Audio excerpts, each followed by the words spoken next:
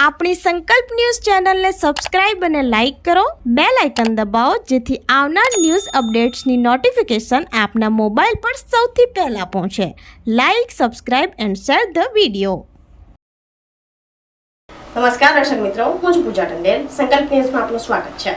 સમાચારની શરૂઆત કરતા પહેલા એક નજર આજના મુખ્ય સમાચારો પર.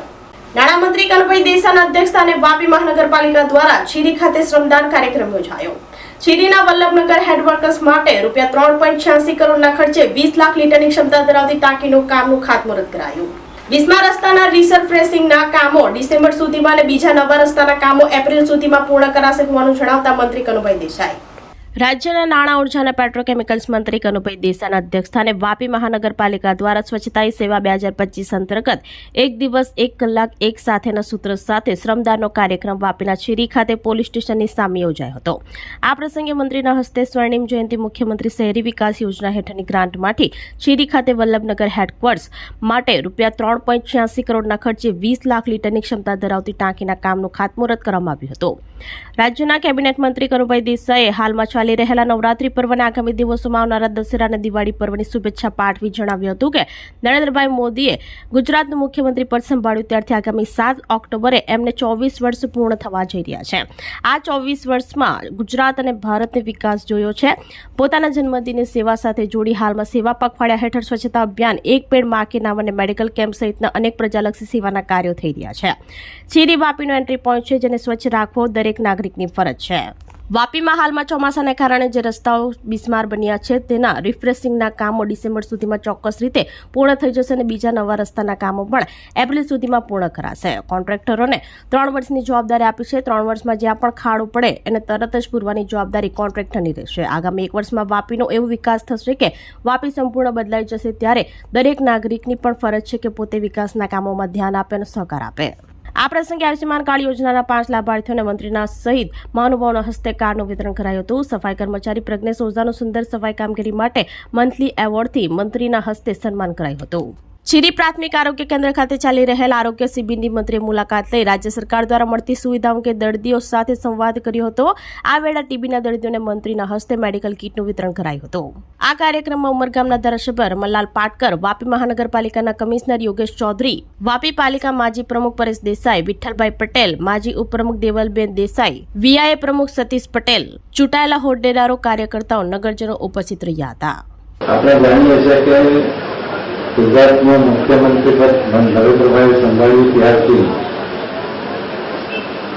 આ 7 ઓક્ટોબરે એમને 24 વર્ષ પૂર્ણ થવાના છે અને એ 24 વર્ષમાં ગુજરાતે તેમજ સમગ્ર દેશે જે વિકાસ જોયો છે તેમાં પણ નરેન્દ્રભાઈએ પોતાના જન્મદિવસને હંમેશા સેવાકીય કાર્ય સાથે જોડીને સેવા પખવાડિયું તરીકે ઉજવવાનો પણ એક નિર્દેશ આપ્યો છે. એમાં આવા અનેક કામો સામેલ થયા છે અને ખાસ કરીને સ્વચ્છતા હોય, એક પેડ બાકી નામ, મેડિકલ કેમ્પ હોય, બ્લડ ડોનેશન કેમ્પ હોય, આવા અનેક કામો પૂરા ગુજરાતના નહીં પરંતુ આખા ભારતના દરેક કાર્યકરો કરી રહ્યા છે. ત્યારે એમાં અનેક સંસ્થાઓ પણ જોડાય છે. સરિગામ ઇન્ડસ્ટ્રીઝ એસોસિએશન ખાતે સાંસદ ધવલ પટેલ સાથે ઉદ્યોગો માટે વાર્તાલાપ યોજાયો. ઉદ્યોગોને મૂંઝવણ ઉભા કરતા પ્રશ્નોને નિવારવા ઉદ્યોગ જગતના આગેવાનોને સાંસદે સાંભળ્યા. ઉમરગામ તાલુકાના સરિગામ ઇન્ડસ્ટ્રીઝ એસોસિએશન ખાતે જિલ્લા સાંસદ અને લોકસભાના દંડક ધવલ પટેલ સાથે ઉદ્યોગો માટે વાર્તાલાપનું આયોજન કર્યું હતું. સરિગામના ઉદ્યોગોના વિકાસના પ્રશ્નોને લઈ ઉદ્યોગપતિઓના અભિપ્રાય લેવામાં આવ્યા હતા. જિલ્લા સાંસદ દ્વારા ઉદ્યોગોને મૂંઝવણ ઉભા કરતા પ્રશ્નોને નિવારવા ઉદ્યોગ જગતના આગેવાનોને સાંભળ્યા હતા. ઉદ્યોગ જગતના આગેવાનો સ્વદેશી પ્રોડક્ટના વેચાણને લઈ વિદેશી પ્રોડક્ટની કિંમતોના તફાવતની બાબત મુશ્કેલભરી હોવાનું જણાવ્યું હતું. સરિગામ જીઆઈડીસીમાં 700 જેટલા પ્લાસ્ટિક, કેમિકલ અને એન્જિનિયરિંગ એકમો આવેલા છે. જીએસટીને લઈ, સ્ટેમ્પ ડ્યુટીને લઈ ઊભી થયેલી સમસ્યાઓની લેખિત બાબતો ઉદ્યોગમાંથી આવે તો એની દિલ્હી સુધી લઈ જવાની ખાતરી જિલ્લા સાંસદે આપી હતી. સાંસદ ધવલ પટેલે સરિગામનો ઉદ્યોગ અને સૂચન કરતા સ્વદેશી પ્રોડક્ટને લઈ વધુ ધ્યાન કેન્દ્રિત કરે એના પર ખાસ ભાર મૂક્યો હતો. ઉદ્યોગ જગત તરફથી સ્થાનિક રેલવે સ્ટેશનો પર ટ્રેનોના પાસ મળવા જોઈએ એવી રજૂઆત કરવામાં આવી હતી.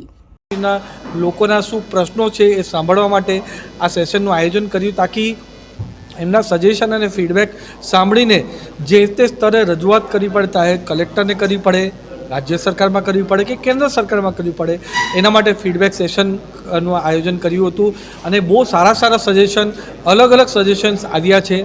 જીએસટીના સજેશન આવ્યા છે, ટ્રાન્સફર ફીઝના સજેશન આવ્યા છે, આપણા રોડ, રેલવે અને એરપોર્ટના કનેક્ટિવિટીના પણ અહીંયા સજેશન્સ આવ્યા છે. એની સાથે ઇમ્પોર્ટ એક્સપોર્ટ પોલિસી કઈ રીતના આપણે ચેન્જ કરી શકીએ છીએ, એની સાથે આપણા ઇન્ડસ્ટ્રીના કઈ રીતના પોલિસી ચેન્જ કરીને આપણા ઉદ્યોગોને પણ ફાયદો થાય, આપણા વિસ્તારને પણ ફાયદો થાય અને એમ્પ્લોયમેન્ટને કઈ રીતના ફાયદો થાય એના માટે પૂરો પ્રયાસ કરી રહ્યા છે. એની સાથે અહીંયા R&Dની સુવિધા આપણે ઉત્પન્ન કરીને આપણે કઈ રીતના સારું કામ કરી શકીએ છીએ એના માટે સજેશન્સ આવ્યા છે.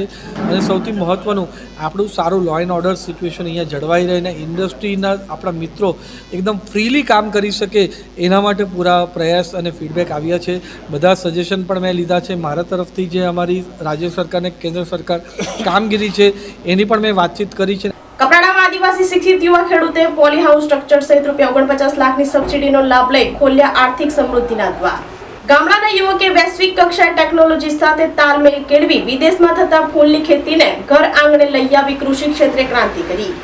પૃથ્વી ઉપર સર્વ જીવનો આધાર એકમાત્ર કૃષિ છે. બદલાતા જતા સમયની સાથે કૃષિમાં પણ અનેક પરિવર્તન આવતા દેશના વડાપ્રધાન નરેન્દ્રભાઈ મોદી અને રાજ્યના મુખ્યમંત્રી ભૂપેન્દ્રભાઈ પટેલના દૂરંદેશી નેતૃત્વમાં પરંપરાગત કૃષિ સાથે આધુનિક ટેકનોલોજીનો સમન્વય કરી ખેડૂતોના કલ્યાણ માટે અનેકવિધ યોજના રાજ્ય સરકાર દ્વારા અમલમાં મૂકવામાં આવી છે.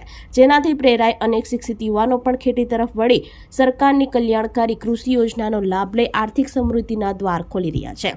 જે પૈકી એક શિક્ષિત યુવા ખેડૂત છે વલસાડ જિલ્લાના સંપૂર્ણ આદિવાસી એવા કપરાડા તાલુકાના સુખાલા ગામના યુવા ખેડૂત હાર્દિકભાઈ પટેલ કે તેમણે બાગાયતી વિભાગની પોલી હાઉસ સ્ટ્રક્ચર યોજના સહિત કુલ 3 યોજના અંતર્ગત 5-10 લાખ નહીં પરંતુ ₹49 લાખની માતબર રકમની સબસિડીનો લાભ લઈ ઓર્કિડના ફૂલની ખેતી કરી આર્થિક સમૃદ્ધિના દ્વાર ખોલ્યા છે. જે હકીકતમાં રાજ્ય સરકારની કૃષિ કલ્યાણકારી યોજનાનો નમૂનો કહી શકાય. બદલાતા જતા સમયની સાથે વૈશ્વિક લેવલે કૃષિમાં અનેક પરિવર્તન આવ્યા છે. ગામડાના યુવા ખેડૂતો પણ હવે વૈશ્વિક કક્ષાએ કદમ મેળવી વિદેશમાં થતી ખેતીને પોતાના ઘર આંગણે લઈ આવી કૃષિ ક્ષેત્રે ક્રાંતિ કરી રહ્યા છે. જેનું જીવન ઉદાહરણ હાર્દિકભાઈ પટેલ પૂરું પાડી રહ્યા છે. BA ડિગ્રી મેળવ્યા બાદ હાર્દિકભાઈ અન્ય યુવાનોની જેમ નોકરી કરવાને બદલે ખેતીને જ પોતાનો ધર્મ માની પોતાની ઉજ્જવળ કારકિર્દીના ઘડતર માટે ચણતર કરવાનું શરૂ કર્યું હતું. જેની શરૂઆત તેમણે ઓર્કિડના ફૂલની ખેતી દ્વારા કરી હતી.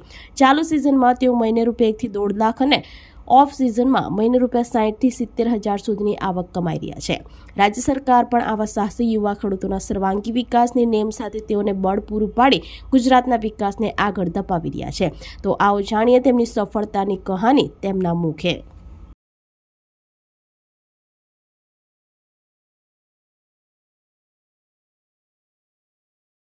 મારું નામ છે હાર્દિક કુમાર જયસુખભાઈ પટેલ.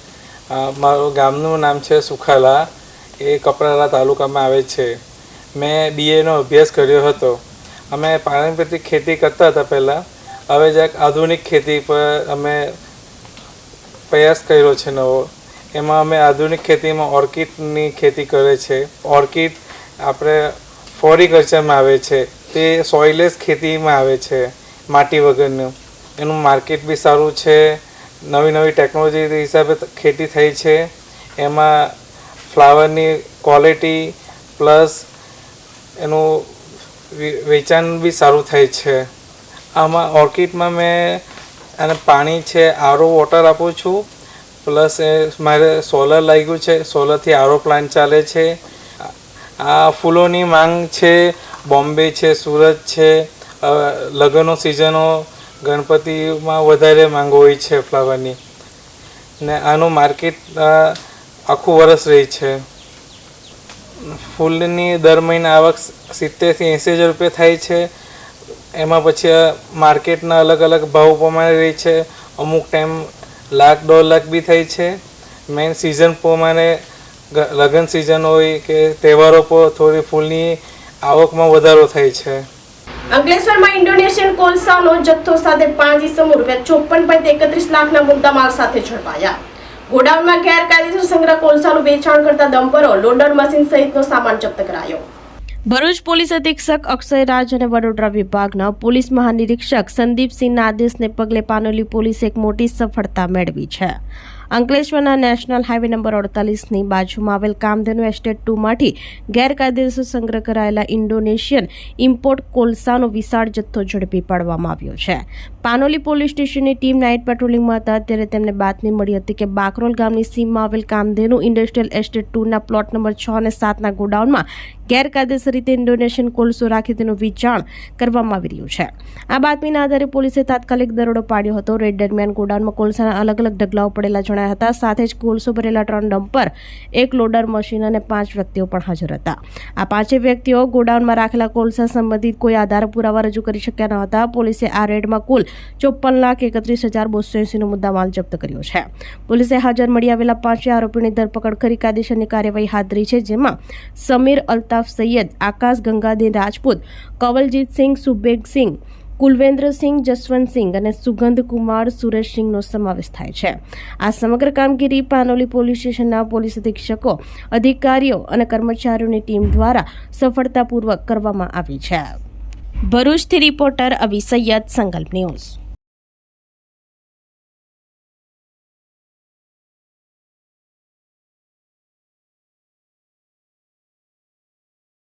તો આ તાજા સમાચારો, નવા સમાચારો સાથે કાલે ફરી મળીશું. નમસ્કાર. આપણી સંકલ્પ ન્યૂઝ ચેનલને સબસ્ક્રાઇબ અને લાઇક કરો. બેલ આઇકન દબાવો જેથી આવનાર ન્યૂઝ અપડેટ્સની નોટિફિકેશન આપના મોબાઈલ પર સૌથી પહેલા પહોંચે. Like, subscribe and share the video.